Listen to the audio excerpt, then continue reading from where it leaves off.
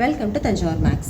இந்த வீடியோவில் நம்ம பார்க்க போகிறது 12th ஸ்டாண்டர்டுக்கான அப்ளிகேஷன் ஆஃப் டெரிவேட்டிவ் அப்படிங்கிற சாப்டரில் எக்ஸசைஸ் 6.1ல் 15th கொஷின் மீது நம்ம பார்க்க போகிறோம். நம்மளோட சேனலை நீங்கள் சப்ஸ்கிரைப் பண்ணாமல் இருந்தீங்கன்னா சப்ஸ்கிரைப் பண்ணி வச்சுக்கோங்க. வாங்க வீடியோக்குள்ளே போகலாம். ஸோ 15th கொஷின் என்ன கொடுத்துருக்காங்க அப்படின்னா, the total cost in rupees associated with the production of x units of an item is given by. ஒன்றும் இல்லை, ரொம்ப ஈஸியான ஒரு கொஷின் தான். ஏதோ ஒரு ப்ராடக்டை வந்து ப்ரொடியூஸ் பண்ணுறாங்க. ப்ரொடியூஸ் பண்ணிவிட்டு அதுக்கு எவ்வளோ வந்து காஸ்ட் அப்படின்னு சொல்லி கொடுத்துருக்காங்க. ஓகேவா? டோட்டல் காஸ்ட் வந்து நமக்கு என்ன கொடுத்துருக்காங்கன்னா ஒரு ஃபங்க்ஷனாக கொடுத்துருக்காங்க. அதை சி ஆஃப் எக்ஸ் அப்படின்னு சொல்லிட்டு ஒரு ஃபங்க்ஷனாக கொடுத்துருக்காங்க. 0.007 X cube minus 0.003 X square plus 15 x plus 4000. So நமக்கு வந்து அந்த ஏதோ ஒரு ப்ராடக்ட் வந்து ப்ரிப்பேர் பண்ணுறாங்க. ஒரு ஃபேக்ட்ரியிலே ஏதோ ஒன்று தயாரிக்கிறாங்கன்னு வச்சுக்கோங்களேன். அது எவ்வளோ யூனிட்ஸு, அதுக்கு எவ்வளோ டோட்டல் காஸ்ட்டு, இதெல்லாம் தான் கொடுத்துருக்காங்க.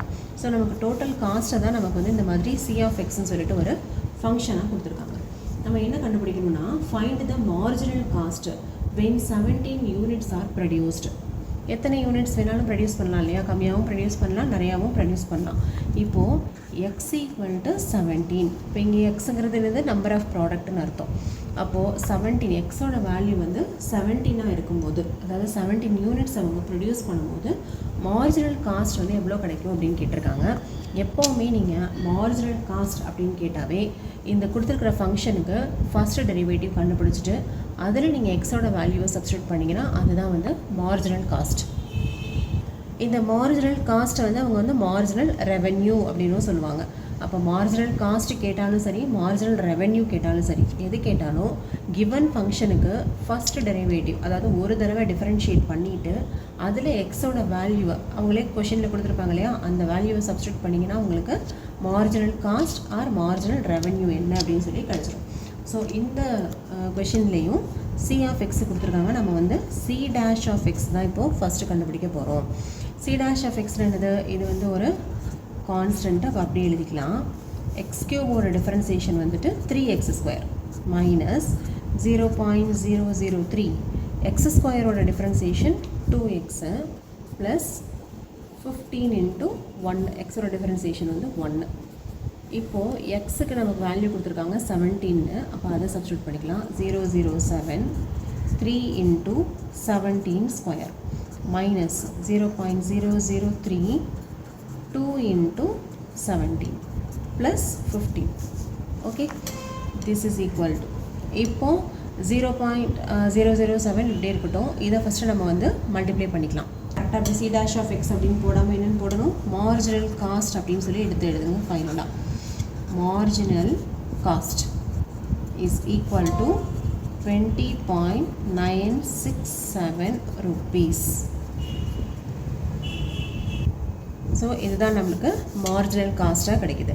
ஸோ மார்ஜினல் காஸ்ட்டுன்னு கேட்டாலும் மார்ஜினல் ரெவென்யூ அப்படின்னு கேட்டாலும் கொடுத்துக்கிற ஃபங்க்ஷனை அப்படி டிஃபரன்ஷியேட் பண்ணிவிட்டு அதில் எக்ஸோட வேல்யூவை சப்ஸ்டியூட் பண்ணிங்கன்னா ஈஸியாக வந்து ஆன்சர் கிடைக்கும். நெக்ஸ்ட் இதே மாதிரி தான் சேம் மெத்தட் கொஷின் நம்பர் 16 பார்க்கலாம்.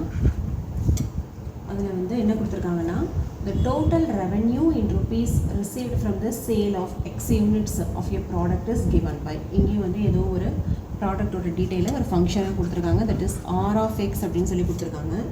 R of x equal to 13x square plus 26x plus 15 அப்படின்னு கொடுத்துருக்காங்க. Find the marginal revenue when x equal to 7. X equal to 7 இருக்கும்போது நம்மளுக்கு மார்ஜினல் ரெவென்யூ கண்டுபிடிக்க சொல்லியிருக்காங்க. ஸோ மார்ஜினல் ரெவென்யூ அப்படின்னாலும் நம்ம என்ன கண்டுபிடிக்கணும்? ஆர் டேஷ் ஆஃப் எக்ஸ் தான் கண்டுபிடிக்கணும். இப்போ 13 இன்ட்டு எக்ஸ் ஸ்கொயரோட டிஃபரன்சியேஷன் 2x, 26 எக்ஸோட டிஃபரன்சியேஷன் 1, இங்கே கான்ஸ்டன்ட்டோட டிஃபரன்சியேஷன் 0. இப்போது 13 இன்ட்டு 2 26x ப்ளஸ் 26. எக்ஸோட வேல்யூ என்ன கொடுத்துருக்காங்க? 7. 7 மல்டிப்ளை பண்ணிக்கோங்க. This is equal to 7 6 or 42 balance 4, 7 2s are 14, 14 plus 4 வந்து 18 plus 26. This is equal to 6 plus 2 8, 8 plus 2 10 balance 1 208. That is r dash of x. அதாவது நம்மளுக்கு மார்ஜினல் ரெவென்யூ வந்து எவ்வளோ வருதுன்னா 208 rupees அப்படின்னு சொல்லிட்டு வருது. ஸோ இந்த ஆன்சர் மட்டும் நீங்கள் கொண்டு போய் நெக்ஸ்ட் பேஜில் எழுத வேண்டாம், இந்த மாதிரி சைடில் எழுதுனீங்கனாலே போதும். அதாவது இந்த மாதிரி கம்ப்ளீட் ஆகிற போது ஒரு ஆன்சர் கண்டுபிடிக்கிறோம் அப்படின்னா அந்த ஆன்சரை மட்டும் கொண்டு போய் கடைசியில் எழுதாதீங்க, அந்த பேஜ்லேயே மேக்ஸிமம் முடிக்க ட்ரை பண்ணுங்கள். Next question number 17th question என்னென்னா, rate of change of area of a circle with respect to radius தான் நம்மளை கேட்டிருக்காங்க. ரேடியஸ் வந்து எவ்வளோ கொடுத்துருக்காங்கன்னா 6 centimeter அப்படின்னு சொல்லி கொடுத்துருக்காங்க.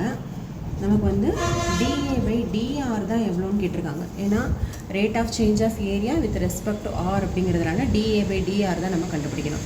ஸோ ஃபஸ்ட்டு நம்ம area of the circle formula எழுதிக்கலாம். ஏரியா ஆஃப் த சர்க்கிள் வந்து πr². இப்போ என்ன கண்டுபிடிக்கணும், DA/DR. இப்போ பை இது என்னது 2r dr/dr. ஏன்னா வித் ரெஸ்பெக்ட் டு ஆர் தானே. இப்போ என்ன வருது 2πr. ரேடியஸ் எவ்வளோ சொல்லியிருக்காங்க, 6 சொல்லியிருக்காங்க. 6 2s are 12π. ஸோ நமக்கு ஆன்சர் வந்து என்னென்னு பார்த்தீங்கன்னா ஆப்ஷன் பி தான் வந்து நமக்கு answering. Okay, B, option B தான் வந்து இதோட correct answer. Next the last question 18ல் என்ன சொல்லியிருக்காங்க அப்படின்னா, இது வந்து அந்த மார்ஜினல் காஸ்ட் கண்டுபிடிச்சோம் இல்லையா, அது மாதிரியான ஒரு question. Total revenue in rupees received from the sale of X units of a product is given by. So இங்கே வந்துட்டு நமக்கு R of X கொடுத்துருக்காங்க. R of X equal to 3x² plus 36x plus 5 அப்படின்னு கொடுத்துருக்காங்க. Marginal revenue கேட்டிருக்காங்க. எப்போனா X equal to 15ங்கும் போது marginal revenue கேட்டிருக்காங்க.